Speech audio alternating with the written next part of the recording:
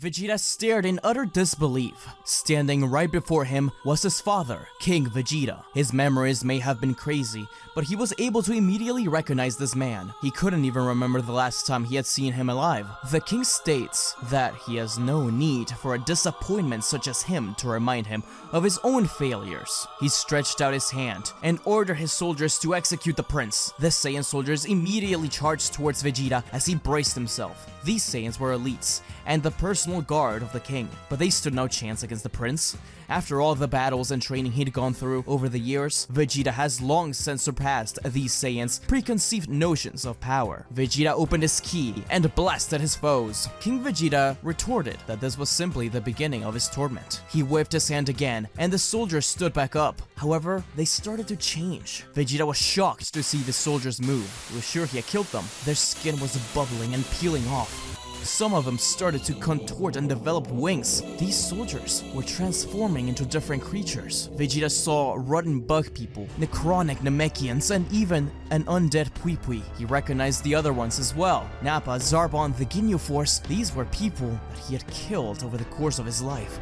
Reborn as the living dead, Vegeta gritted his teeth as he yelled, powering up into a Super Saiyan once more. He ferociously fought against the undead horde. King Vegeta simply looked on in amusement. Vegeta unleashed a barrage of ki bullets, punching their heads off and kicking them so hard they split in half. However, despite everything he did, these creatures stood back up to fight again. From his throne, King Vegeta taunts Vegeta. These are manifestations of his sins, coming back up to reap their revenge. And as always, Vegeta is unable to do anything to stop them. He glares at his son, asking why he still bothers to fight back. No matter how hard he trains or how many people he kills, it will never change the fact that he will always be a failure, and he will always end up in hell. These words ring out in Vegeta's mind as the undead horde persist in their assault. At one point, King Vegeta stands back up from his throne, the zombies looking up at him. He points his thumb down as the ghouls suddenly lunge at Vegeta. They latch onto the prince as it appears they are now phasing through the floor. Vegeta struggles with all his might,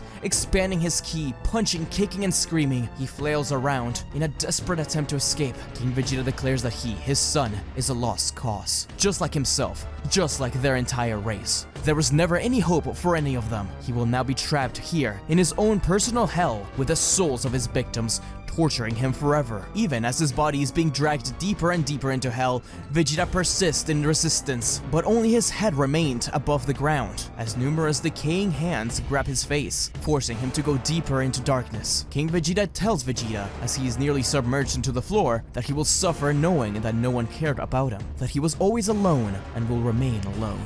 Vegeta closed his eyes, ready to accept his fate. This is what he deserved. He's now completely submerged into darkness. Vegeta felt as if he was floating. He couldn't feel the dirt beneath him, nor the air on his skin. He couldn't feel anything. His memory was a little foggy, but he could have sworn he was doing something important. It has something to do with a woman. He recalls the memories he had with this woman, remembering just how annoying and loud she was. But she had a wonderful smile. Vegeta knew he was a monster, but she made him feel like a man. There was also a child with purple hair. He recalled that he was a little bit of a brat who talked too much, but he was also cunning and strong, always training to be better than before, just like a true Saiyan would. Finally, he reminisced of a spiky-haired man. He was the only one he ever saw as being worthy of his rival. He was the first one to ever give him a true challenge, someone who saw something good in him when no one else did. He had an incredibly annoying face. Vegeta's eyes bolt open as he yells into the void, erupting a brilliant golden aura, sparkles of electricity forming around him as he explodes one final time. He pulls his arms back, yelling, his ki expanding. He remembered doing something like this before, something for all those people. But this time, instead of leaving them forever, he was fighting for them once more. From the throne room, King Vegeta sat back on his throne when he felt the ground beneath him shake violently. A large beam blasts forth from the floor, sending debris flying in all directions. The floor had been cracked wide open. From the hole in the ground emerges Super Saiyan 2, Vegeta. Come on, old man, is that really all you've got? I let you get those cheap shots in for free. Now it's time for you to face true power! Impossible! You're not the same whelp as before! Who are you? Vegeta chuckles as electricity bounces through his body. He points his thumb at himself with a large, smug smile.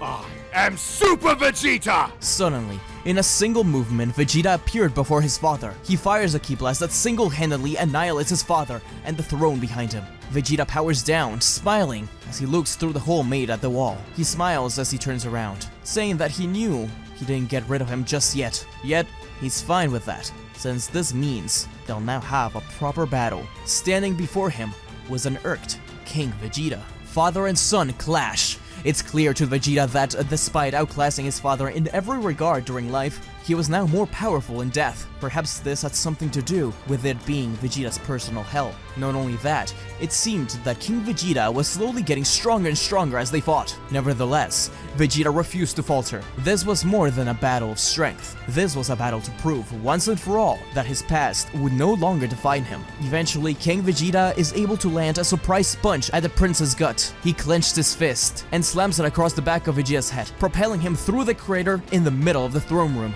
Dazed, Prince Vegeta looks around to find himself surrounded by large metallic fluorescent tubes. These yellow tubes were broken and empty, but towards the back of the room there was a group that seemed to be still functional. Inside of them were small babies, but they were horrifying. One of them looked like a miniature Ozaru. Another wore the armor that Vegeta did back on Namek. One was gray and purple, with hatred emanating from it. There was even one with blue hair, twisted, corrupted energy. King Vegeta laughed as he floated down, welcoming his son to the elite Saiyan nursery. King Vegeta explained that once upon a time, this was where Vegeta and all the other Saiyan elites were raised during infancy. Now, they only served as reminders of their legacy. Nothing good ever came out of the Saiyan race. Wherever Saiyans go, pain and suffering are sure to follow. King Vegeta motioned to the large incubator pod stationed in the center of the group of tubes. Within that pod was a baby Vegeta. King Vegeta asked if his son recalls what he told him the first time he laid eyes on him. He replies that no, he was far too young to remember. The king looks at the sleeping baby floating in the liquid as he places a hand on the glass. I told you that I was looking forward to seeing you grow into a vicious king.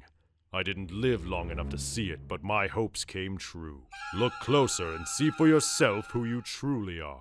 Vegeta takes slow steps towards the pod. It was foggy, but he recognized it, a familiar feeling. Much like his father did all those years ago, he placed the hand on the incubator. But to his surprise, a little hand touched the glass in response. Was this really his younger self? Vegeta wiped the glass with his hand and saw a horrifying sight. It was a baby Vegeta, yes, but as he turned, his face twisted into a malevolent one, with a black M on his forehead. The baby reached out, shattering the glass and grabbing him by the neck. In the blink of an eye, the incubator broke apart as the baby turned into a full-grown adult, a reflection of himself. What is this? You know exactly who I am, weakling. I'm you. I'm the king of destruction, Vegeta. No, that's impossible. You're not me! Majin Vegeta smiled menacingly. That's all he needed to hear. He clenched his fist and slugged Vegeta in the jaw. In desperation, the prince powered back up into a Super Saiyan 2 and grabbed the hand, holding his neck, prying it open and jumping back. The two Vegetas looked at each other, one with disgust and the other with gleeful malice. The two fighters launched at each other, and it became clear almost immediately that the two were almost evenly matched. It was as if they knew what the other was going to do next. Strange, isn't it? He thought to himself. King Vegeta grew annoyed at the stalemate as he ordered his real son to stop playing with his food and get it over with. Majin Vegeta told his old man to shut up as his attacks became more wild and vicious. Overwhelming the prince, Vegeta coughed up blood before gathering his ki and launching a powerful Gallic gun. But Majin Vegeta merely smirked. He raised his hand and fired an atomic flash, which simply pierced through the Gallic gun. Vegeta was able to jump out of the way. As he did, Majin Vegeta appeared above him and kicked him straight into the incubator pods. The pods shattered as glass and fluids filled the nursery. Majin Vegeta laughed as he approached the injured counterpart. He grabbed him by the neck and asked him to stand back up. He wasn't done playing with him just yet, despite his broken bones and blood loss. Vegeta looked at his doppelganger defiantly. I refuse. I'm not fighting you anymore.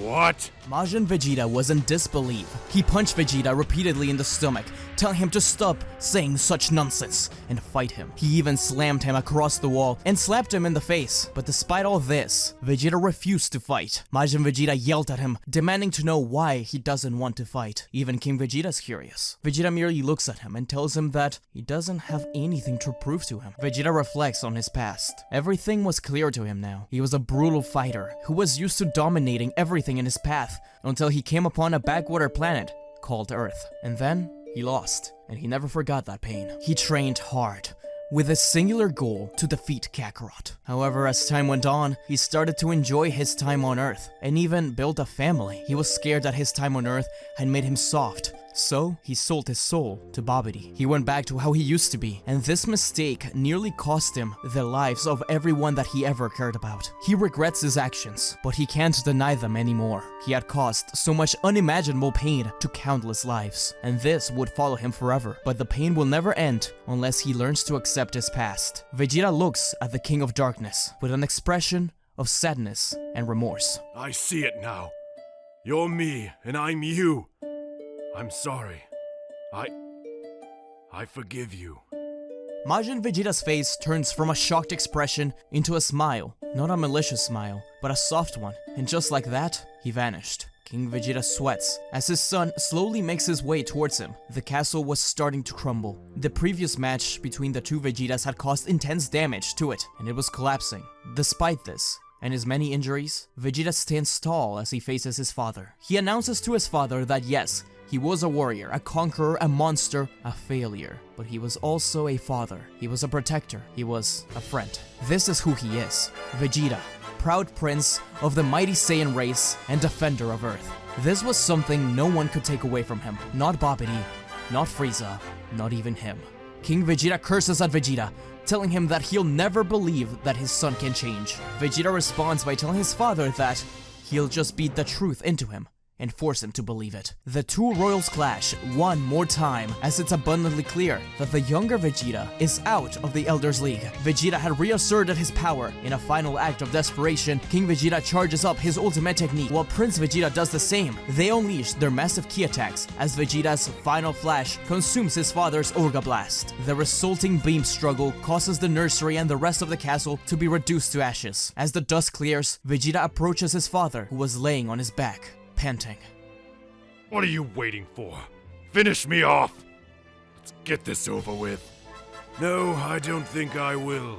What? Why not? I'm tired of killing, plain and simple. Perhaps it's time to start saving lives instead. What a sentimental fool! Son? Yes, father? Do you think the Saiyan race can change?